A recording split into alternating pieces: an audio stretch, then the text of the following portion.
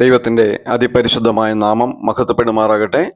G of good ന്യൂസിലെ Christian ചാനലിലേക്ക് എല്ലാവർക്കും യേശുക്രിസ്തുവിൻ്റെ നാമത്തിലുള്ള സ്നേഹവന്ദനത്തെ അറിയിക്കട്ടെ. ഈ വീഡിയോ നിങ്ങൾ ആദ്യമായിട്ടാണ് കാണുന്നതെങ്കിൽ ഈ ചാനൽ സബ്സ്ക്രൈബ് ചെയ്യുക, മറ്റുള്ളവരിലേക്ക് ഈ വീഡിയോ ഷെയർ ചെയ്യുക. ഇന്ന് നാം ചിന്തിക്കാൻ പോകുന്ന ദൈവത്തിൻ്റെ വചനം യെശയ്യാപ്രവചനം 28-ാം അധ്യായത്തിൻ്റെ 22-ാമത്തെ വാക്യമാണ്. നിങ്ങളുടെ ബന്ധനങ്ങൾ മുറുകിപ്പോകാതെ ഇരിക്കേണ്ടതിന് നിങ്ങൾ പരിഹാസികൾ ആയിരിക്കരുത്. ചില ബന്ധനങ്ങൾ അതൊരു പക്ഷേ ചില രോഗങ്ങളായിരിക്കാം, ചില കടബാധ്യതകളായിരിക്കാം, ചില പ്രശ്നങ്ങൾ, നമ്മുടെ ജീവിതത്തിൽ നേരിടുന്ന ചില പ്രശ്നങ്ങൾ അതൊരു ബന്ധനമായിട്ട് നമ്മെ പിടിമുറുക്കിയിരിക്കും.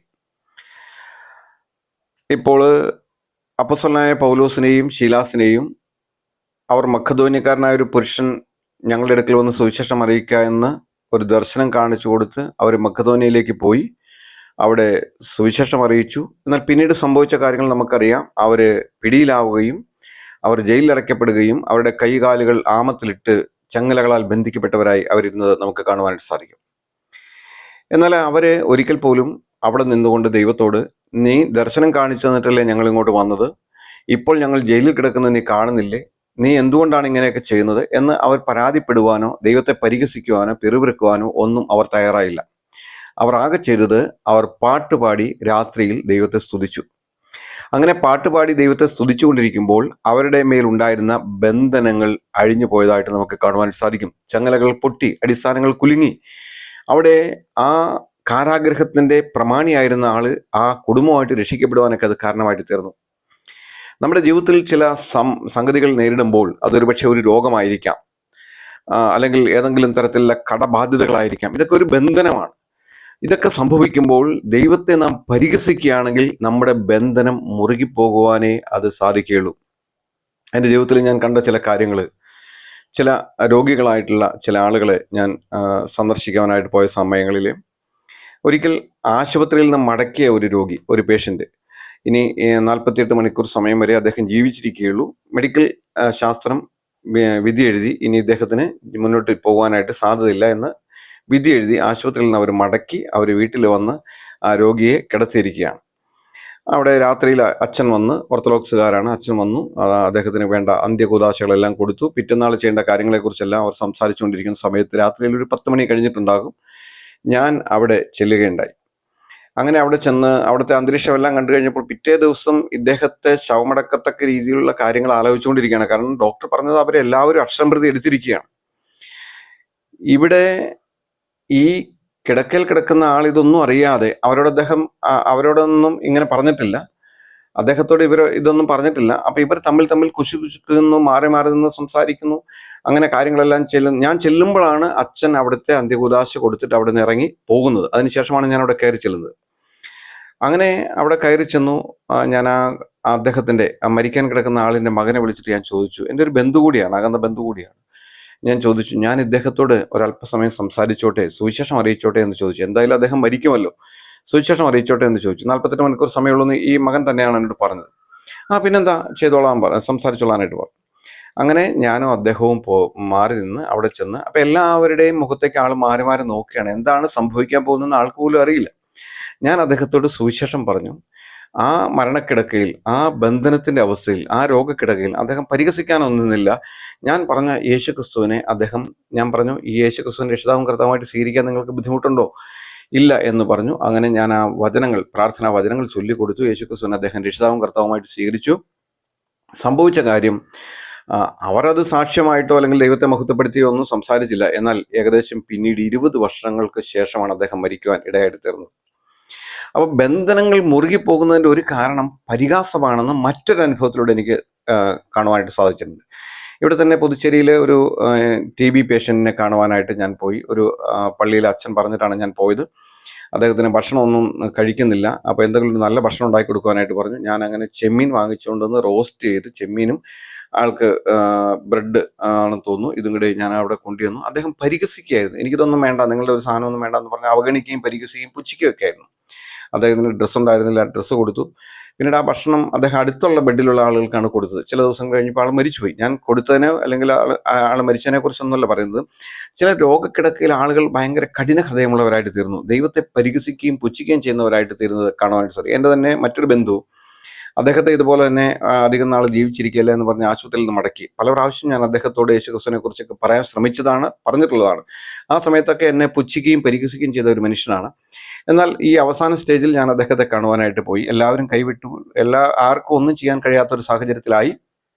അങ്ങനെ ഞാൻ അദ്ദേഹത്തെ പോയി കണ്ടു, സംസാരിച്ചു. ആ കണ്ട കാഴ്ച എന്ന് പറയുന്നത് അതിദയനീയമായ ഒരു കാഴ്ചയായിരുന്നു. നല്ല ആരോഗ്യവാനായിട്ട് വെല്ലുവിളിച്ച് നടന്ന ഒരു മനുഷ്യനാണ്. എന്നാൽ അസ്ഥികൂടമായി എല്ലാ നിലയിലും അവശനായിരിക്കുന്ന ആ മനുഷ്യനെ ഞാൻ പോയി കണ്ടിട്ട് ഞാൻ പറഞ്ഞു, നമുക്ക് ഈ നമ്മുടെ സ്ഥിതിയെ മാറ്റുവാൻ കഴിയുന്ന ഒരു ദൈവമുണ്ട്. യേശുവിന് മാത്രമേ നമ്മുടെ സ്ഥിതിയെ മാറ്റുവാനായിട്ട് കഴിയുള്ളൂ. അദ്ദേഹം പല്ലിറമിക്കൊണ്ട് നിന്റെ യേശു എന്ന് പറഞ്ഞുകൊണ്ട് എൻ്റെ നേരെ വരുവാൻ ഇടയായിട്ട് തീർന്നു.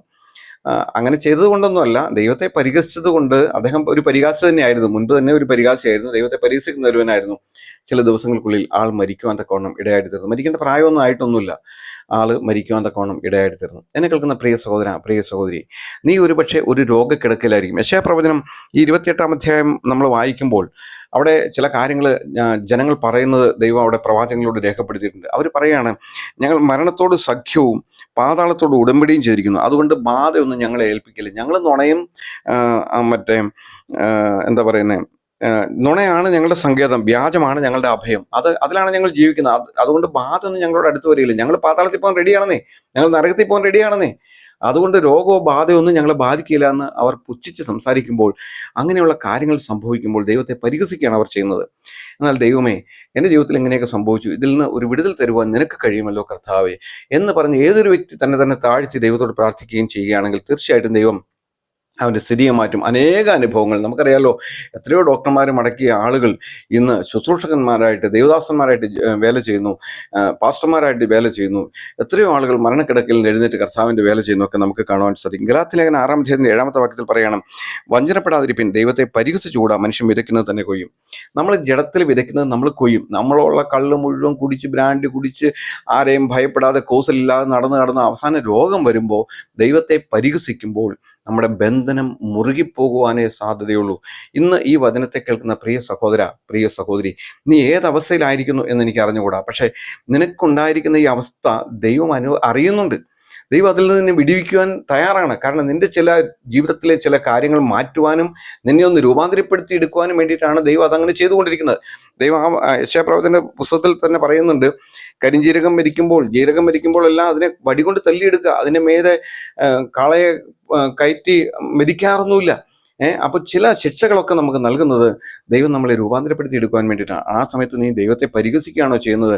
ആ സമയത്ത് നീ ദൈവത്തെ പരിഹസിക്കുമ്പോൾ നിന്റെ ബന്ധനം മുറുകിപ്പോകുവാനുള്ള സാധ്യതയുണ്ട്. അതുകൊണ്ട് മാനസാന്തരപ്പെടുക, ദൈവത്തെ ഭയപ്പെടുക, ദൈവവചനത്തെ ഭയപ്പെടുക. നീ ഏതവസ്ഥയിലായിരിക്കുന്നത് എനിക്ക് അറിഞ്ഞുകൂടും. നീ ഒരു കടബാധ്യതയിലായിരിക്കുന്നെങ്കിൽ അതിന് കാരണക്കാരൻ നീയാണ്, ദൈവമല്ല. നീ ആവശ്യമില്ലാതെ എല്ലാ കടങ്ങളും വാങ്ങി വെച്ചു, ആവശ്യമില്ലാതെ എല്ലാ ലോണുകളും എടുത്തു, എന്നിട്ട് നീ ദൈവത്തെ പുച്ഛിക്കുകയും പരിഹസിക്കുകയും ചെയ്യുമ്പോൾ നിന്റെ ബന്ധനം മുറുകിപ്പോകും. എന്നാൽ നീ മാനസാന്തരപ്പെടുക, ദൈവസന്നിധിയിൽ നിന്നെ തന്നെ താഴ്ത്തുക. എത്ര വലിയ കടക്കണിയാണെങ്കിലും, ഈ ലോകത്ത് ഒരു ബാങ്കുകളും നിന്നെ സഹായിച്ചില്ലെങ്കിലും, ഒരു മനുഷ്യനും നിന്നെ സഹായിച്ചില്ലെങ്കിലും, ദൈവത്തിന് നിന്നെ സഹായിക്കുവാനും അതിൽ നിന്ന് വെളിയിൽ കൊണ്ടുവരുവാനും സാധിക്കും. അനുഭവത്തിന്റെ വെളിച്ചത്തിൽ കൂടിയാണ് ഇതെല്ലാം പറയുന്നത്. അതുകൊണ്ട് മാനസാന്തരപ്പെടുക, ദൈവവചനത്തെ ബഹുമാനിക്കുക, ദൈവത്തെ ഭയപ്പെടുക, ദൈവത്തെ പരിഹസിക്കാതിരിക്കുക എന്നീ വചനങ്ങളാൽ ദൈവം നമ്മെ ഓരോരുത്തരെ അനുഗ്രഹിക്കട്ടെ.